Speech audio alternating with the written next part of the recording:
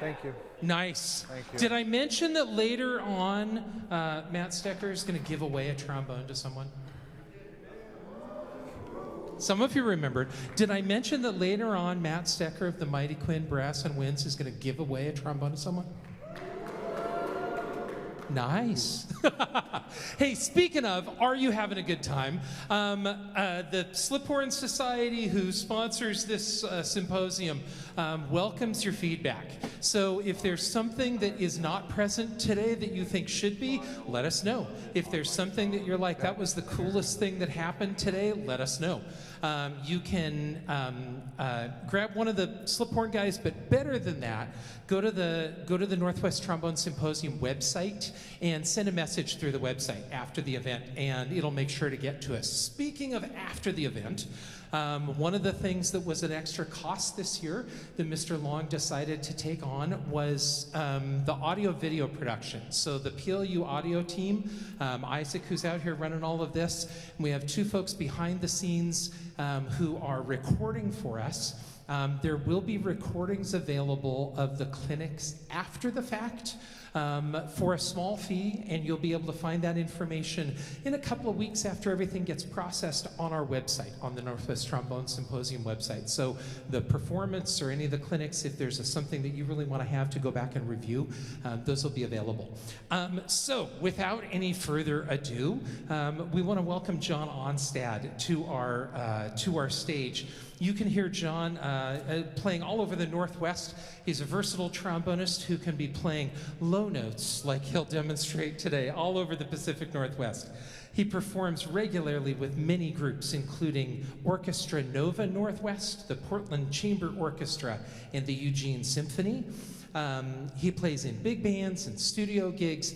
He's an in-demand artist in all mediums. He's played with a long list of professionals: Art Abrams' Swing Machine Big Band, Rodney Marsalis' Philadelphia Big Brass, and many, many more. He's the founder, and he's really proud of this work. He's the founder of the Northwest Trombone Collective in Portland, Oregon, who are a group of professionals that if you look them up online, you can follow them. They're getting started with some amazing performances. And fun fact about John, he played in the Disney All-American Orchestra at Disney World with Mickey Mouse once upon a time when he was in college. So let's welcome John Ohnstad all the way from Portland, Oregon to our stage.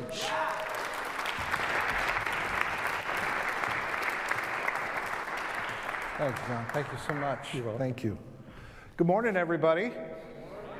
Has the coffee set in yet? For us Northwesterners, I actually, this is almost a return home. I was born in Port Angeles. I lived in Port Townsend for a few years, where I got my first bass trombone from Ted Brown Music when I was in 8th grade before I moved down to Portland. So it's fun coming back up here. And my high school, we actually played, we'd come up here for the PLU Jazz Festival. And we were up here performing, and our band made the finals that night, and we were doing a sound check, and we were playing Dave Bardoon's arrangement of Caravan, and Freddie Hubbard's quintet just finished. And Freddie heard it. He comes over and sits in with us for like 10 minutes. It's so cool. Anyway, we're going to talk about that, but it's fun coming back here, and thank you for having me. I want to thank first and foremost, well, it's not Portland State, that shouldn't be them. Hang on. I have the wrong one up there. Hang on, gang. I need to have this one. There we go. So, I want to thank Pacific Lutheran University and the Sliphorn Society for inviting me up here, and Folk Brass, which they are the manufacturers of this fine instrument, which, by the way, the instrument given away will not be this instrument, just so you know. It's not this one. That one's going home with me. But I want to thank you for having me here to come talk about contrabass trombone, because it is kind of an outside of instrument, but it's actually becoming more common than not. It's actually fun to see a lot of things being done with the instrument. I want to share a little bit about my story, because I got my first my contrabass trombone, different brand, about 10 years ago. And but really what inspired me when I was a kid, I got a chance to study with Jeff Reynolds. How many of you know who Jeff Reynolds is? Just curious. Anybody? Okay, so he was the bass trombonist of the Los Angeles Philharmonic for about 35-ish years. And that legendary section with him, Ralph Sauer, you've heard that name, I would assume? Yes, he was the principal in that section. They played together. And a legendary section. But what was fun is this is back again in the late 80s when I got a lot of his info, was that when you would go get recordings, you go to this place called a record store, okay? And you bought records or CDs, maybe in the early 90s. Okay, remember CDs? Anyone know what a CD is? Like, gosh, I hope so. All right. So then, but Jeff was prolific in recording trombone choir music and making that available. And I got to study with him. There's me in the far right corner with a lot more hair on my head back then. But he was a big inspiration to me for trombone choirs. And the night before my first lesson with him, he said, hey, if you want to come the night before, we have a concert with his Moravian trombone choir the night before. I'd never heard a trombone choir live in person before as a senior in high school, and blew my mind. I saw soprano trombones, altos, tenors, bass, contrabass. It was amazing to see this. And big inspiration for me, because the school, I went to the University of Arizona, studied with Tom Irvin there, and we had a great trombone choir we had there, but it was my favorite class to be in. You guys love trombone choir, I presume? Yes. Isn't it the best? I was rehearsing with PLU a few minutes ago, and I think, especially in college settings, if you have a trombone choir in your school of music, the trombone section across all of the groups is better. If we did a scientific test, I'm sure you would see it, but all of the, you see concert band, wind ensemble, jazz band, because you all play together, you know how each other's supposed to sound, you know what your roles are, 4-part harmony and that kind of thing. It's fantastic. So, but Jeff, if you get a chance, it is available on Apple Music, Moravian Choir of Downey, California. Unfortunately, the church that he ran this out of is no longer around. But the Moravian Church has a long history of having trombones as part of its service. It's actually an inspiration for the Northwest Trombone Collective. I'm looking to do a Moravian experience this December with that group. But its history goes way back to where you have soprano, alto, tenor trombones that are shipped to a church, to where if the organ breaks down or if they need the music to go remote, get 4 trombone players, give them some beer at the end, and they're all good, right, to come play the service, right? So anyway, it's a big inspiration for me. And Jeff, he had an instrument maker there in LA with him, the legendary Larry Minnick, who's a lot of his designs have inspired a lot of what you're playing on now that you see that's mass manufactured. They were high school friends. Larry played tuba like in the all-city band, and Jeff would play next to him. But Larry helped design a lot of instruments that Jeff plays on, including contrabass trombone. So, about contrabass trombone. Think of this talk I'm about to share with you. This is like Uncle John giving you kind of like a second opinion if you're looking to step into this. One, there's plenty of room, the water's warm, but I also want to share with you just some of my experiences I've had with it, and for you to consider if you're looking to get a contrabass trombone. First, it requires you to do 3 different things, okay? You gotta learn the instrument, tone production, intonation, rhythm, just like you do on a bass trombone. I see people come into, I've worked with Folk Brass's booth for the last 2 years at ITF. Folks will come in and they'll just blast excerpts and they sound really bad. And they think, oh yeah, this is like a sound effect. No, this is a musical instrument, okay? And you have to approach it as that, right? The next part of it here, once you get that, you gotta demonstrate the value of it in an ensemble. So it's not like there is a contrabass trombone chair, right? In all your groups you're playing, except maybe your trombone choir. Maybe you can create that for yourself. But you have to demonstrate the value from it, which it requires trust with a lot of your music directors. Orchestra Nova down in Portland, our music director, he loves having the contra in there, but I bring it to him. I'm very judicious about when I offer it for certain things. I'll hear a piece and I'll look at the part and I'll say, hey, I think this timbre would be good for this. If you would like me, I'll bring it. If not, I'll leave it at home, no worries. And he's always been on board, but I don't go to every concert with my contrabass trombone in the section. I bring my bass trombone for that. And then finally, this is something where it requires a little bit of entrepreneurial type of skill on your part, if you want to get a contrabass trombone, to create opportunities for yourself. And that also I'm going to share with you as well about some things that I've been able to do. So let's talk about challenges of the instrument. One, it's a sound concept. We've got different manufacturers that are out there, and I've tried all of the different brands, and I've had discussions with all of them about what the sound concept they have, and a lot of them, it differs from manufacturer. So if you look at specs on a website or on a data sheet, you know, it may sound different than what this one sounds like. It may be a bigger bell, it might be a smaller bell, the bore might be different. You got to play the instrument. I would highly recommend that you do that. In terms of sound concept, when I'm playing on this instrument, I think of it like a pendulum. Bass trombone, tuba, right? And I want it right in the middle. That's the sound I'm wanting to get.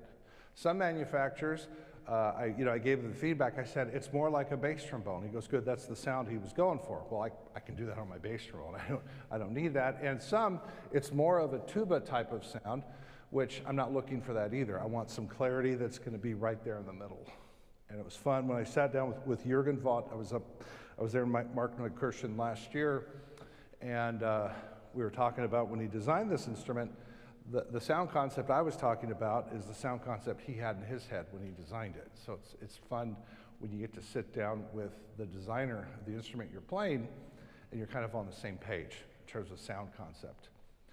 Airspeed.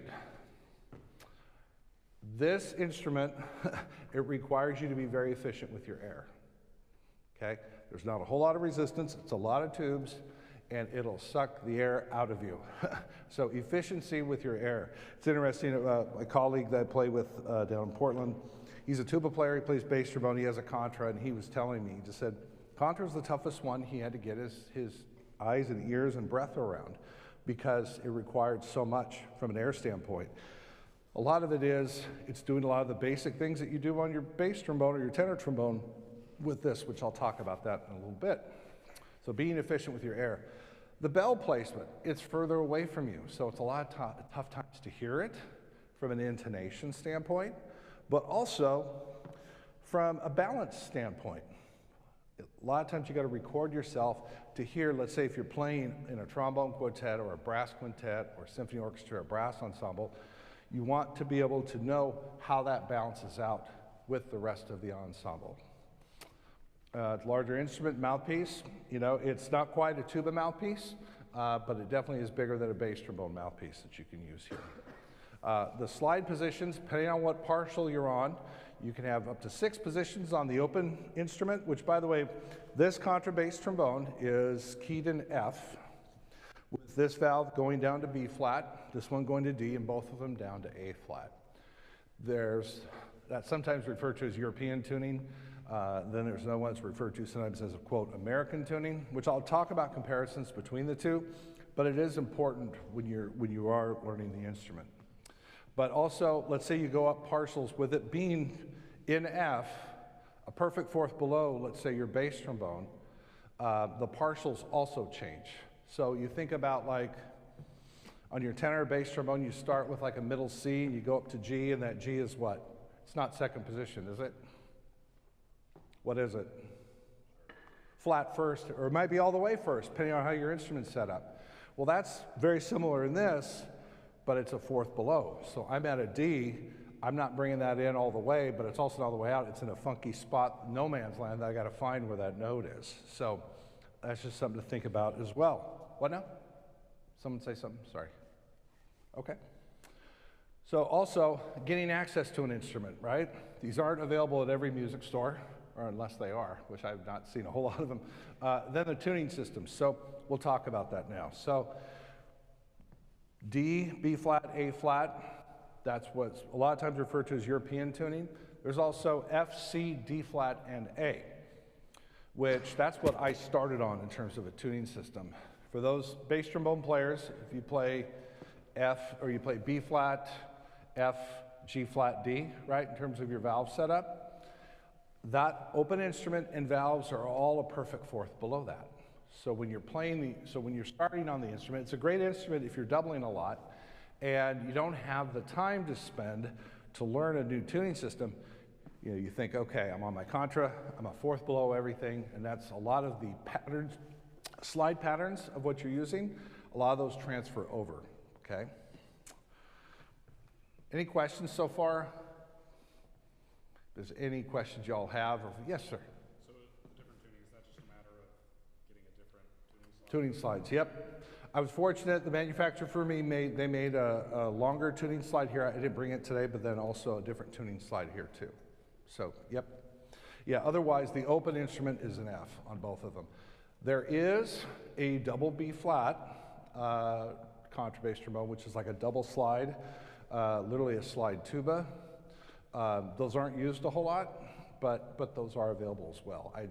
I personally don't use that myself. So Miraphone is the manufacturer. I think Wessex also manufactures those two. There's also one in double C too, which that makes it even more interesting. So, is there any other questions? All right. So material arrangements, compositions, I'm going to talk about that here in a little bit too. Skill, you do have to spend time on the instrument. It's not going to play itself, no matter how much money you spend, unfortunately. So I think it's what? Trombones and golf clubs, right? I have a friend that I go into his garage, he's got 30 putters lined up in his garage, and I said, is it really the putter? I wasn't allowed in his garage again after that. But there's investment. It requires, this is not a cheap instrument, so it's an investment. And I'm not going to dodge that, but it very much is. And then opportunities where to perform. So in terms of challenges that are involved, let's talk about learning the instrument. Again, sound concept, we spoke about this a little earlier. Tuning, intonation, that's the biggest thing I'd say that you're going to have in terms of learning this instrument is getting the intonation right. And if you have very patient colleagues in your trombone choir or quartet or quintet, that's a great place to begin working on intonation. Bach chorales are absolutely beautiful and wonderful to use. There's also, though, I'm going to pitch this here to you all. Elon Morgenstern, he was here last year, right? I think he came and did a workshop for you. He and I collaborated on a book. He has these books called Trombone Exercise Library Projects. And during the pandemic, he hosted a lot of trainings online that were, he was demoing the different things. And he'd invite folks, come on, try these exercises. He'd post them up on YouTube and we play along. And I'd say I spent a year and a half, maybe 2 years, bugging him about doing one for contrabass trombone, because he did one for tenor and bass. He did one for alto trombone, euphonium, tuba, and after the tuba ones came out, I said, okay, we can transfer some of this over and put it over to contra. And then we finally came up with this. So what this does is it addresses some of the challenges I was talking about earlier. Intonation, sound production, efficiency with your air, but also goes into some other exercises, flexibility, warm-up routines, and then there's also some fun Bordoni clips, your Rochu books and all that, to where you can pull some of those out. And it's hosted audio that you stream online, and you can use a printed book or a PDF, which I have a couple of them. They're in my car. I'll bring them for later in the day, but if you guys are interested, you can take a look at them.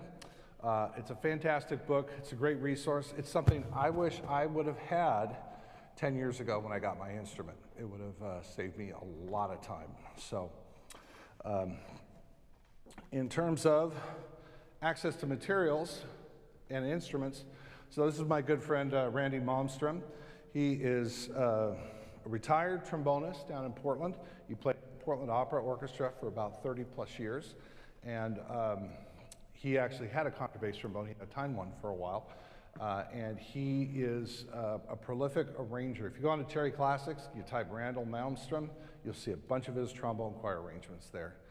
And fantastic guy and a great resource and very helpful. That was actually at a gig we were playing where my section, we were doing, believe it or not, trombone trios, 2 tenors and contrabass trombone that he wrote a lot of these trios for.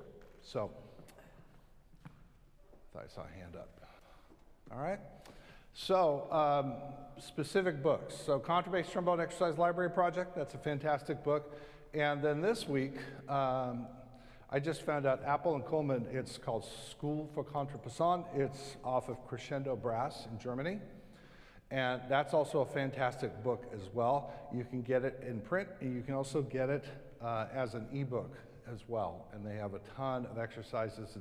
I would call that definitely a method type of book. And then about 3 weeks ago, Randy and I rolled out a book of etudes, symphonic melodies that we put together for contrabass trombone, which I'll give you his contact info a little later. I've got it here so you'll be able to see it. But it's a lot of fun melodies that, you know, we don't get to play, but you get to sit in the back row and hear. And so there'll be some fun things. You get to do Till Eulenspiegel's double pedal Fs. So you can stretch yourselves doing that. And Jeff Reynolds, actually, after he retired from the Los Angeles Philharmonic, he made his way up to Nevada City, California, and he now runs, I think, 2 different trombone choirs, believe it or not, there, and which I'm not surprised.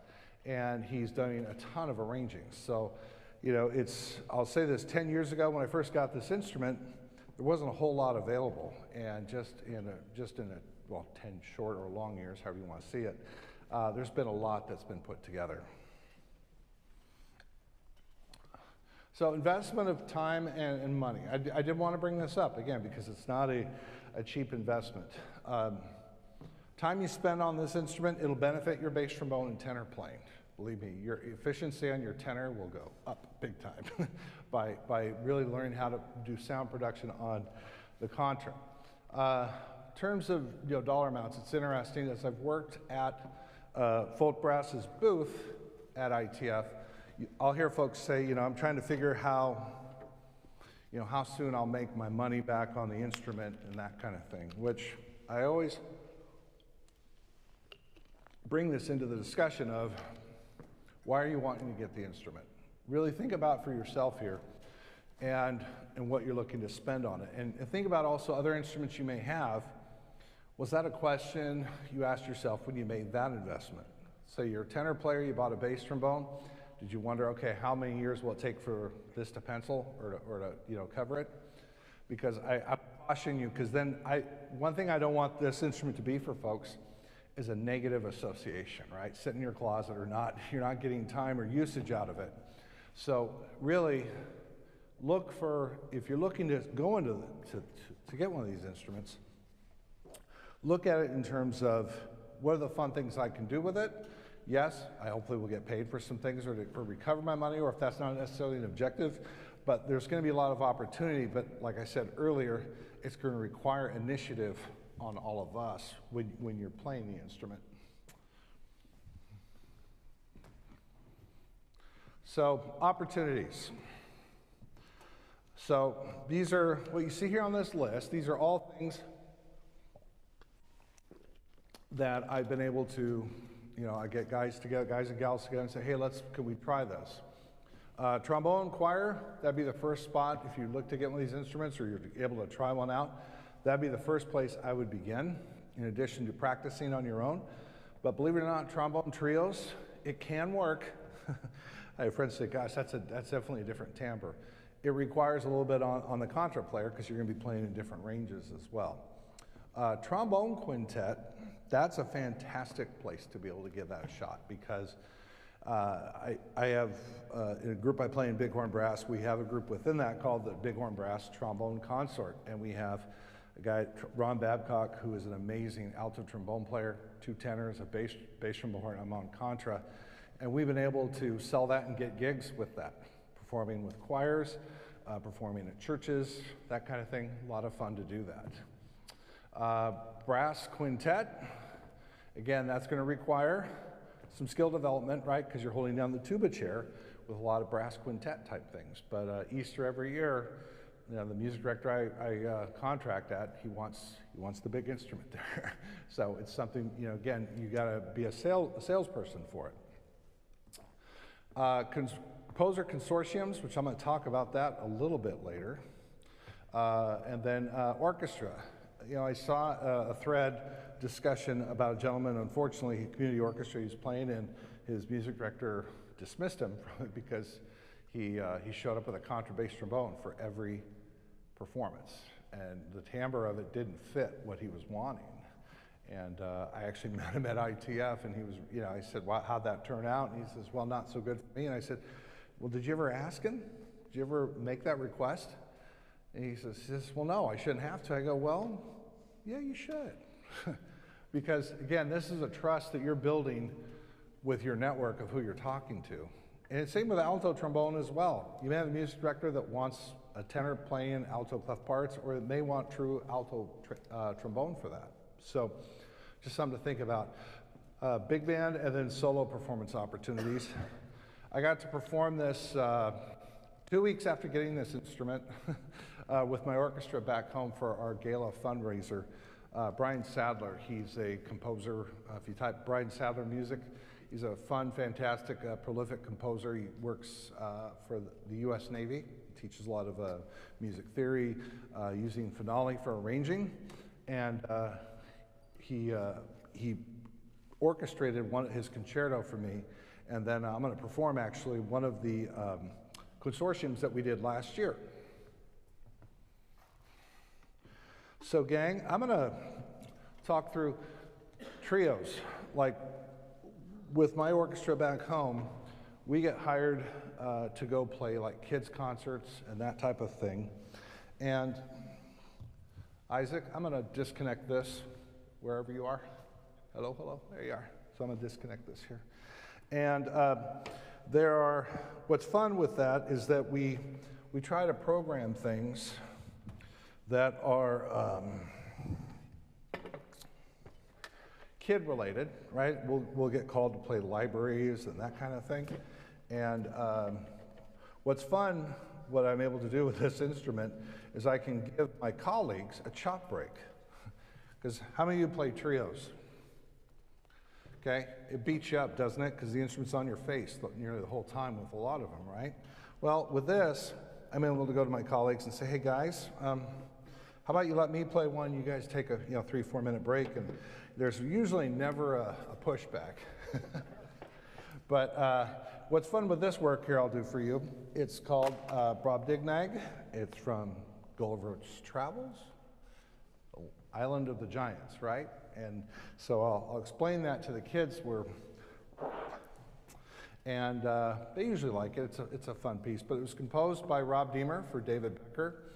And it's funny, I got to meet Rob at ITF last year, and I said, man, thank you for that work. He goes, if I knew it was going to be played so much, I would have done a little something more with it. But this is an a cappella piece for contrabass trombone or tuba. So we got tuba players in the room. This is something you can play as well. So, Brobdingnag by Rob Deemer. I'm going to tune me really quick. All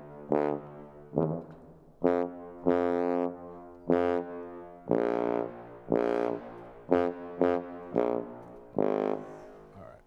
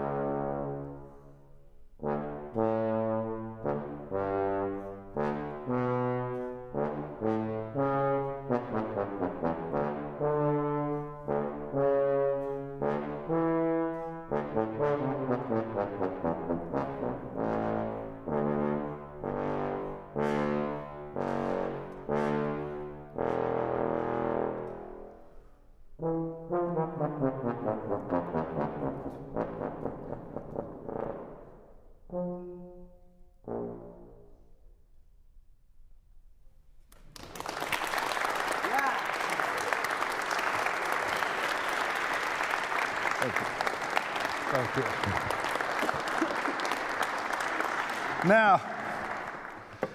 Now, that's a fun shop break for your colleagues, isn't it? They get to sit and listen to a bunch of low notes smacked in the back of their heads and all kinds of fun. But it's a chance for you as a performer to stretch yourself and put yourself out there. And highly recommend you do it. Let me get this. I think we're good. There we go. All right, so opportunities with it. As I said earlier, it requires effort on our part to find opportunities to where we can play this instrument. So what you see here, there I am with the monkey. That's the Spice Monkey with my orchestra. We used to be called the Portland Columbia Symphony. We changed our name last season.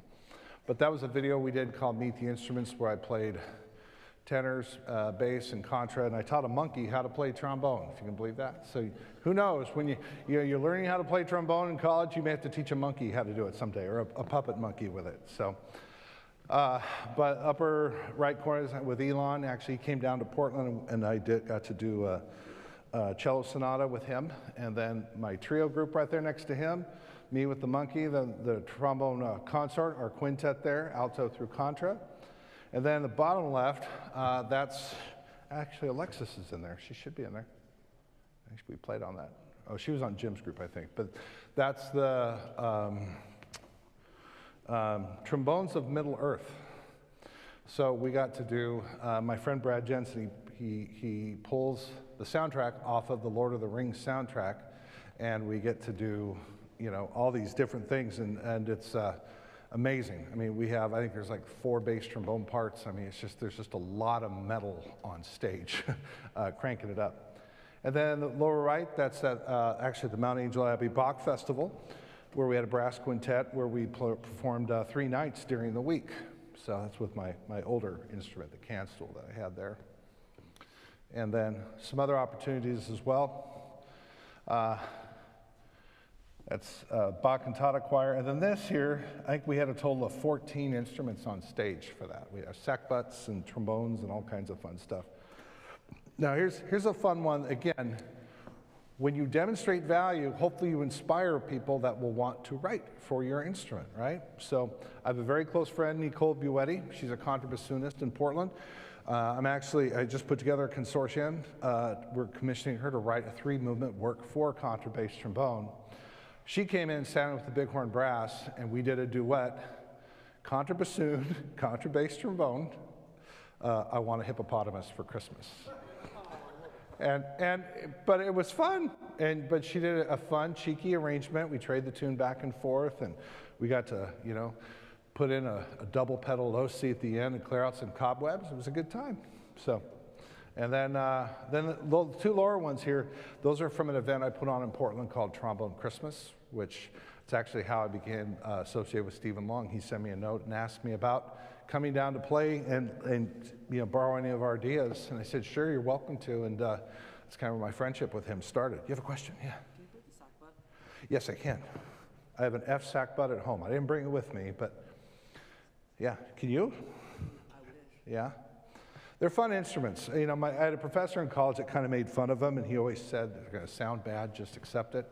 There's actually a beautiful sound with a sack butt. But My suggestion is, if you do play sax, but play with 2 or 3 others that know the sound concept that you can match that, because it's something where you got to really surrender kind of to the bore. You can't play it like a modern trombone. You just can't. But what's fun about Trombone Christmas is this kid here, that's my younger son. So he's actually he's marching with the Columbians DCI open class group this summer. So, but he also plays too. Any questions, gang? So what now? Yes, sir.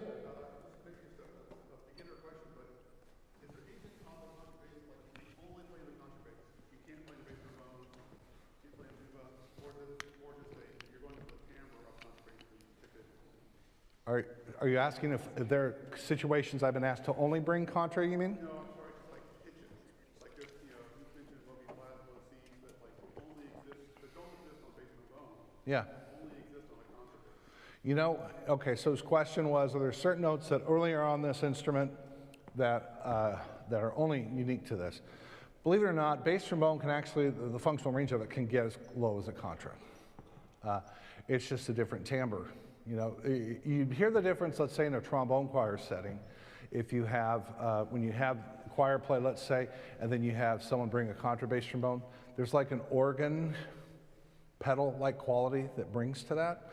I know when I first got my first contra here 10 years ago, and I brought to the group I was playing in, and they said, "Wow, that's a different timbre, and folks tend to like it." So, but yeah, good question. So, consortiums. So, this is another way that you can get fun stuff written for your instrument, is that you find like-minded folks and say, hey, you want to pitch? We can all pitch in money. We can find a composer to do this. And I'm doing my second one right now. And this one is, I'm looking for it to be more traditional, just in terms of instrumentation with it. But the first one I got to do was Typhon Rising, that buddy of mine, Shelby Kiefer, put together. And he's Dr. Kiefer, he's professor of trombone at University of Tulsa. And his DMA is in contrabass trombone. So he's like my pedagogue reference that I always go to. Next one is Chris Evanhaus's Imposter. And then when you see there on the right side, it's Lightning Strikes Again. And that's the second work that we just had Brian Sadler write for us last year. And we were coming up with names because his first concerto, actually, a lot of players played it. There's a lot of YouTube recordings, some good recordings, some really bad recordings of it. But there's a lot of folks that, they're getting their big instruments out and playing it. And so I offered it. I said, hey, do you guys want to get them to do it? And maybe we could make Lightning Strike Again. And that became the title of the work. So, Isaac, we can go ahead and do that one. So I'll play that for you. You guys up for that? Want some more low notes being thrown at you? Okay. So this one,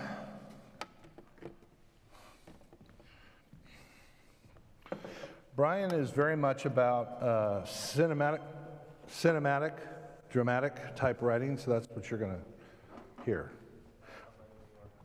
Okay, that's fun to do, period, and it's fun when it's actually written for your instrument. Go for it. So Lightning Strikes Again by Brian Sadler.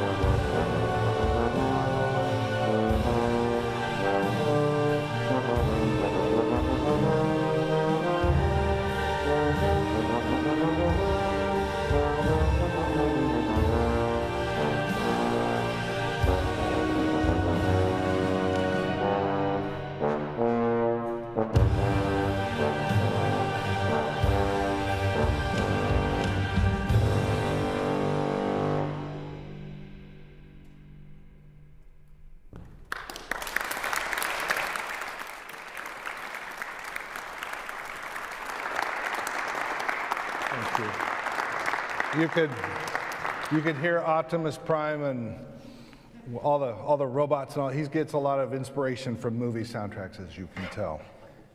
But this is his second work he's written specifically for contrabass trombone. So it's with background recording, and a lot of fun to play, huh? It sound fun, I hope? Yeah.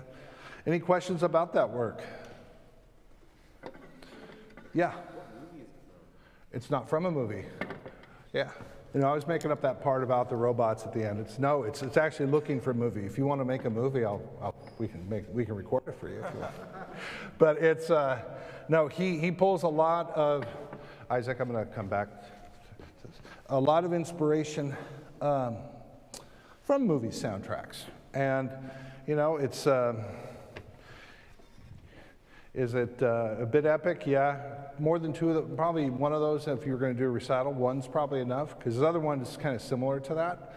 But like the new one we're working on, which we should have it done, I think, this summer, it's more designed to be traditional. It's going to be a 3-movement work. It's actually, we're dedicating it to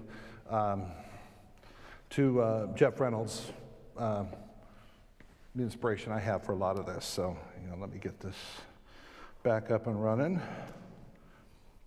But I'll tell you, it's a lot of fun seeing a work begin and contributing ideas with a composer and that creative process, I'll admit it's not something I really took on until I said, okay, why not? Let's go ahead and do this. And I got a bunch of friends together, we put some money together, and we hired Brian to do it. And it was a lot of fun. So if you ever get a chance to be a part of that, give yourself that opportunity, because it's really, really a good time. So I do want to talk a little bit about Folk Brass, manufacturers of this instrument. They are in what you would call the Elkhart, Indiana of Germany, okay? It's a little town called Markneukirchen. It's a city that's a music city that's there, rich in instrument building that's been done. Stringed instruments, woodwinds, and Folk Brass is definitely a part of that. Courtois, the Buffet Crepon, their headquarters are also there. So it's interesting because you go industrial parks around here, you'll see a widget maker in this. There you go, literally brand after brand after brand. You recognize, it's like, gosh, I brought my whole orchestra here. Everybody would be drooling for the opportunities. But what you have here is the company was founded by Jürgen Fott during the Cold War on a petition. Actually, the family has over 400 years of experience of instrument building. But in terms of folk brass, it was a trombone quartet in Berlin, because the area they are in, it was in Soviet-occupied Germany during the Cold War. And I know it's more history, but I remember living through that era. And on a petition from a quartet to the GDR to allow him to build instruments for freelance use. Of course, it was a trombone quartet. Of course, we'd come up with that idea, right? And they granted him that. And so what they do is they're about, I would say, 70% instrument parts manufacturer and 30% instrument builder. And they do a fantastic job. They have trombones, trumpets, and fantastic family that's involved. And they invest a lot in their people. I got a chance to visit with a lot of them there. This here's Tommy.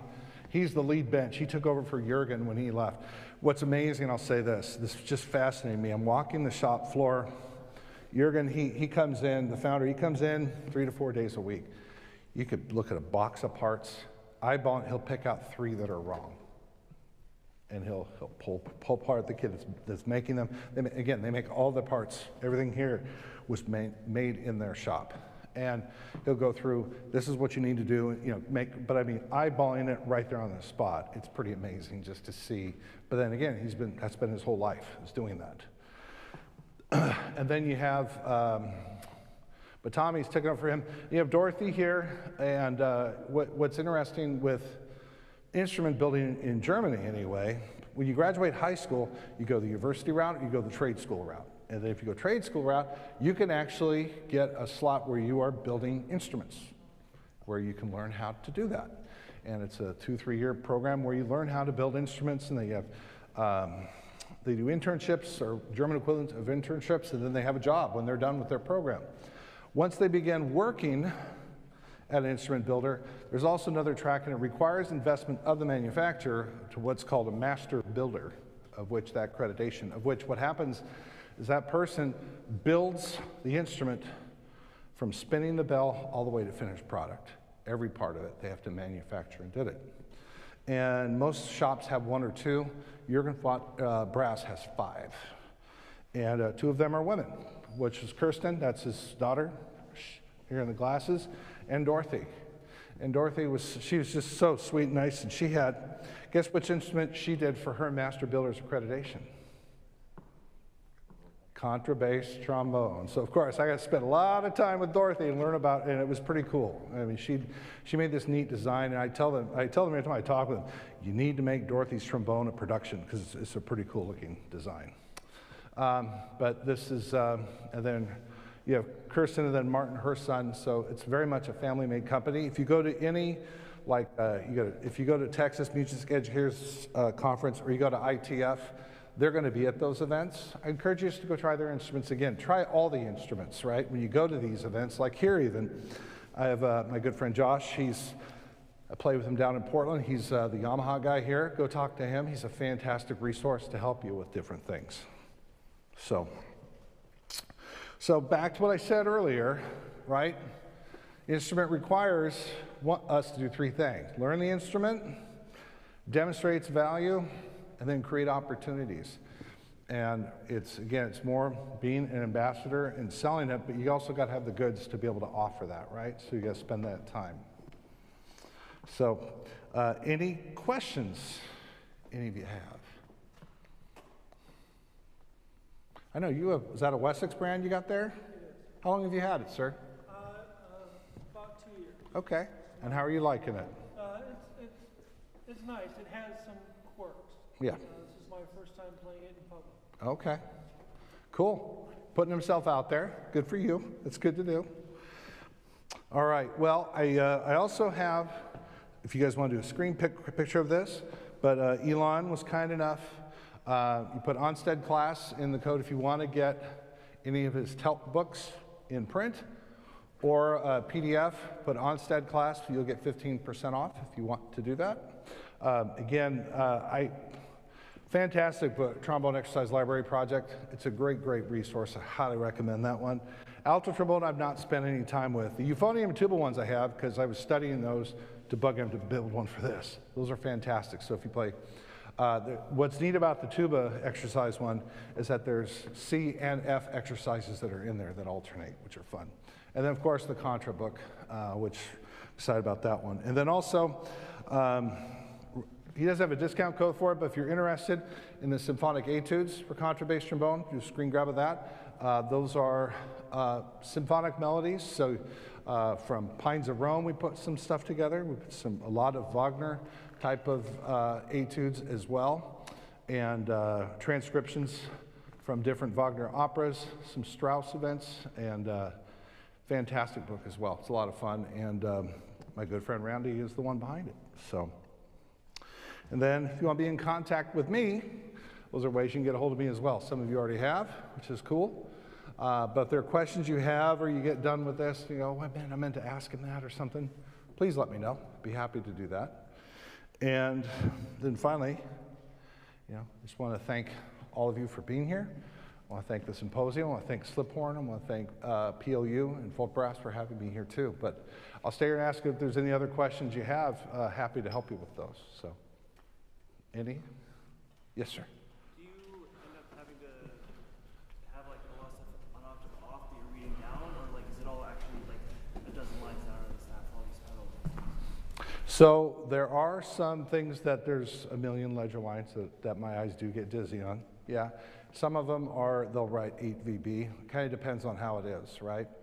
But like some of the trombone choir stuff, like for the collective I have down in Portland, Randy's done some fun arrangements for us, and he has an actual contra part, and it's an octave below the bass trombone, but it'd be easier for me to read if it were 8 VB written, with that. But, I got to figure that out too, so it'd be fun. Yeah. How much do they normally cost?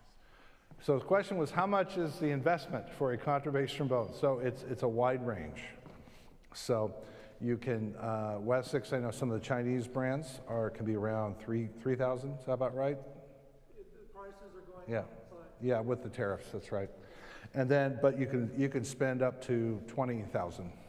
So it's kind of all over the map there. Yeah. Huh? Gosh, I've never weighed it. Do you want to come up and hold it to see? Come on up. Come on up.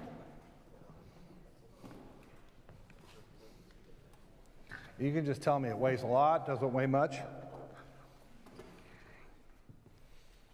It's about as tall as you are. Go ahead and grab a hold of it. Oh, does it weigh a lot? Like slightly more than my bass trombone. A little more than your bass trombone? Well, that would make sense. It's got a lot more metal, right? How long have you been playing bass trombone? Like 2 years. Good for you. What's your name? Joanna. Joanna, good for you, man. That's awesome. Thank you for asking. Give her a hand.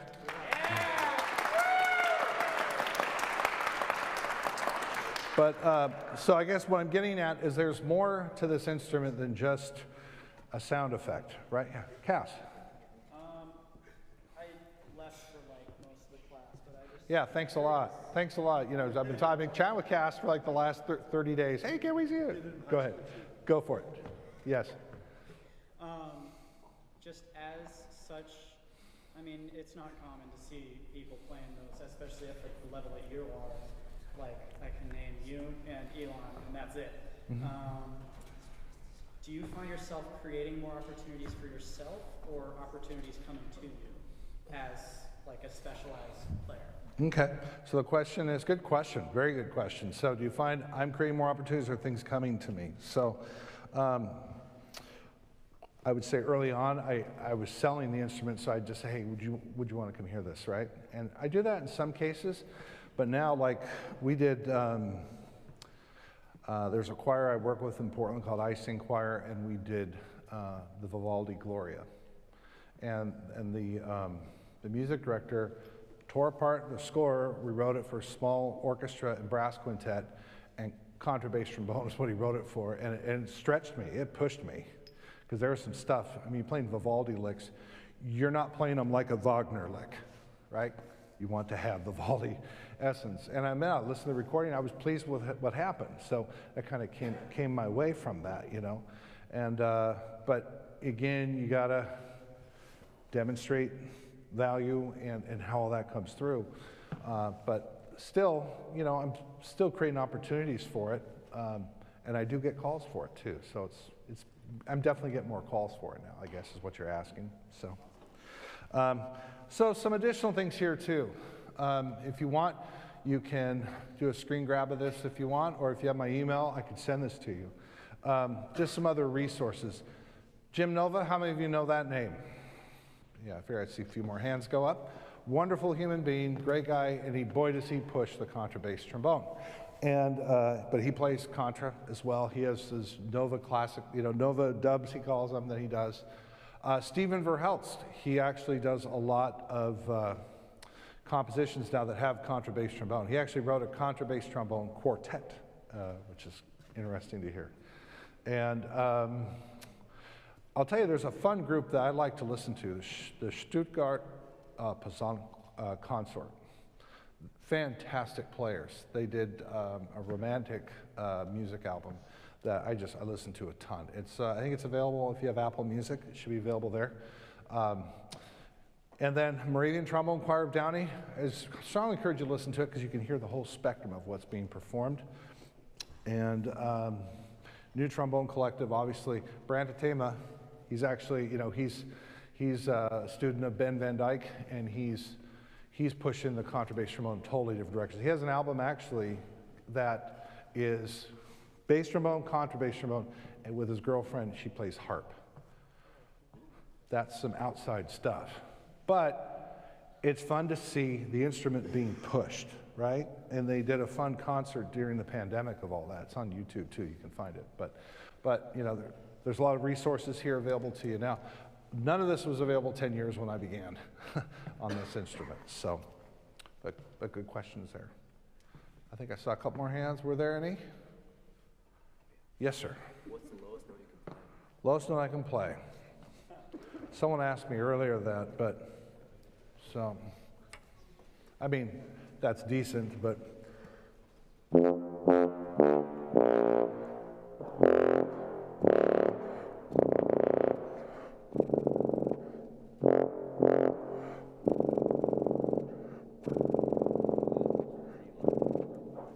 F. Well, so just a heads up on that, when you do a double pedal on your bass trombone, it's a physics lesson at that point. You have to add another position because of where the tones are at that point. You have to add a little more to be able to get it. Because if you play it bass trombone and you try to lip it, you play it like a double pedal B flat, it'll be a B. It'll be actually on the sharp side.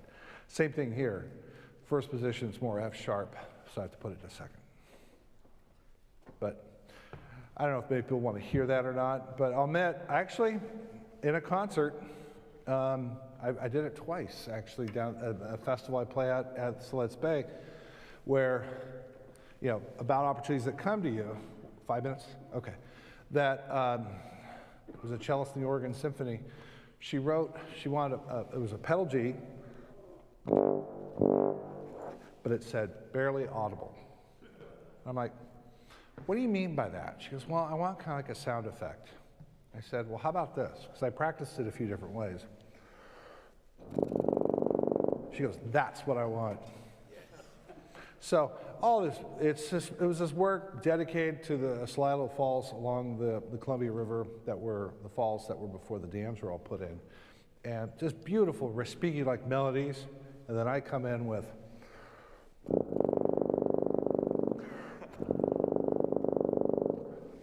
yep, that happened. But that's what she wanted. So, but yeah, it's a bit nerves when you're there playing and pianissimo doing that. But yeah, but you know, but you got to put it out there that you're willing, you know, that you play it and you're willing to do it. So anyway, if you see me walking around, if there's any questions I can help you with, I'm happy to help you with it. I'm excited to get to play with PLU and with Slip Horn guys a little later. So, but again, thank you for having me, and hope you guys get a lot out of this. So thank you.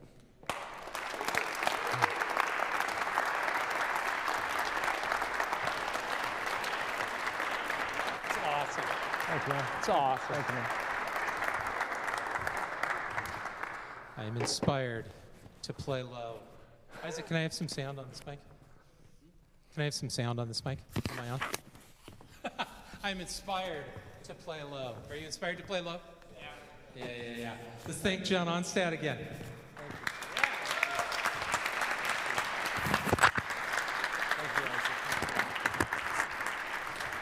John is a Voigt brass clinician, and he makes some pretty awesome horns for him. Hey, couple of quick announcements and we get a little break. I just want to get you making sure that you're looking ahead for the lay of the land next. So we have a lunch break now, and for all of you that have a trombone along with you, we want to meet on stage at 12:30, and we'll get started as soon as we can after 12:30. That's the Mass Trombone Choir. That's Side by Side and Mercy, Mercy, Mercy. Okay, those two tunes, and I have the good fortune to get to help us rehearse and then connect us through that on the concert later on. So 12:30, we want to grab a stand and meet up here, and we'll kind of organize ourselves when we get up on stage. Fair warning, I might have you move around a little bit for parts when we get up here, just so you know, but we'll meet up here then. And then at 1 o'clock, is our next clinician. David Marriott is our next clinician at 1 o'clock. Quick reminder, no food in this space, out in the hallways and every place else. That's great, but please don't bring food in here, okay? We'll see you up on stage in a half an hour or so, little longer than that, and enjoy a break.